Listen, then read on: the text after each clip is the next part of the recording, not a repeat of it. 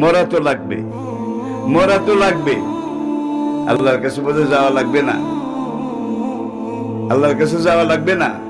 আসুন, কিয়ামতের আগে পুরা পৃথিবীতে যখন বিভ্রান্তি বিভ্রাট সৃষ্টি হয়ে যাবে, কোরআনের বিরুদ্ধে, নবীর বিরুদ্ধে, দ্বীনের বিরুদ্ধে বিভিন্ন ভাবে ঠাট্টা মস্কারি, দ্বীনকে কটাক্ষ, দ্বীনপন্থী যারা দ্বীন কায়েমের চেষ্টা করে তাদের উপরে আঘাত, এগুলো যখন শুরু হয়ে যাবে, এই সময় আমার একটা সুন্নাহকে যে শক্ত করে ধরবে, আল্লাহ পাক হাসরের দিন তার আমলনামায় 100 শহীদের সওয়াব লিখে দেবেন।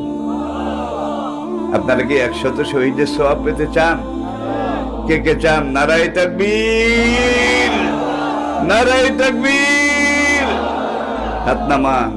রব্বুল আলামিন, তুমি কোরআনে যা বলেছ সত্য বলেছ, তোমার নবী যা বলেছেন নিরেট প্লেন ট্রুথ, কালোজয়ী চির সত্য। তোমার ভাষা কোরআন, নবীর ভাষা হাদিস, এই দুইটার বহিঃপ্রকাশ হিসাবে হাসরের কঠিন দিনে আমাদের সবাইকে ডান হাতের মালিক বানিয়ে দিও, আমাদের আমলনামা ডান হাতে দান করিও।